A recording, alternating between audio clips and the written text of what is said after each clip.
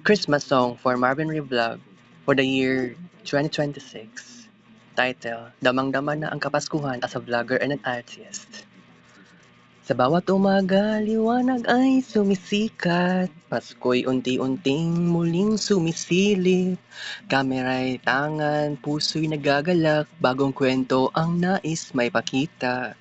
Sa bawat lakad sa malamig na hangin, mga ilaw sa langsangan ay aking kapiling. Bawat sandali nais kong awitin upang ang saya'y inyong damhin. Sa aking lente, mundo'y kumikinang parang bituin sa gabing payapa. Bawat buhay may pag-asang tangan, pagmamahal ang laging kasama. Bilang isang artist, kulay ang dala, sa bawat guhit ang aking obra. Kapaskuhan ay inspirasyong dakila na bumubuo ng masayang ala-ala. Bilang isang vlogger, ako'y naglalakbay, hinahanap ang ngiti sa bawat bahay. Simpleng sandali, tunay na gabay sa pusong marunong magmahal. May mga batang puno ng pangarap, may matatandang may ngiting tapat. Lahat ay tila iisang yakap sa diwa ng Paskong ganap. Ang kampanay masayang tumutunog kasabay ng hanging malamig na umahaplos. Pag-ibig ang tunay na alon na umaabot sa bawat puso. Sa bawat awit na aking nalilikha, pag-asa ang nais kong ipadama. Hindi lamang saya ang mahalaga, kundi pag-ibig na mula sa may kapal. Kapag ang kamera ay muling bumukas, puso ko'y handang magbahagi agad. Hindi lang tanawin ang aking hangad, kundi damdaming tapat at wagas.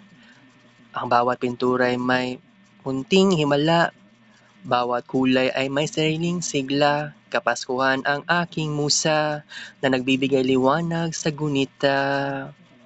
Salamat sa mga nanonood palagi. Kayo ang inspirasyong hindi napapawi. Bawat suporta ay tunay na ngiti na baon ko sa bawat sandali. Sa bawat edit ng aking video, pumamahal ang unang layunin ko. Hindi bilang lamang ang hinahangad ko, kundi puso nagkakaisa rito. Sa ilalim ng kumikislap na tala, Pasko'y paalala ng pag-asa. Kahit anong unos ang dumating pa, liwanag ay hindi mawawala. Ang sining ay tunay ng damdamin, nag-uugnay sa bawat hangarin, sa bawat likhang aking gagawin, pagmamahal ang aking iaalay rin. Ang bawat vlog ay alaalang buhay na sa pusong panatiling gabay. Kapag pinanood sa inaharap na araw, ngiti muling magliliwanag.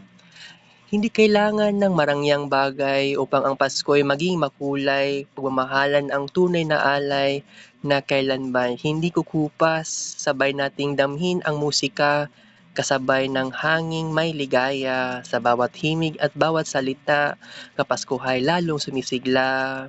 Sa tahanan man o sa malayong lugar, Pasko'y kayang magbigay ng ilaw, pagkakaisa ang pinakamahalagang yaman na kailanman hindi mawawala.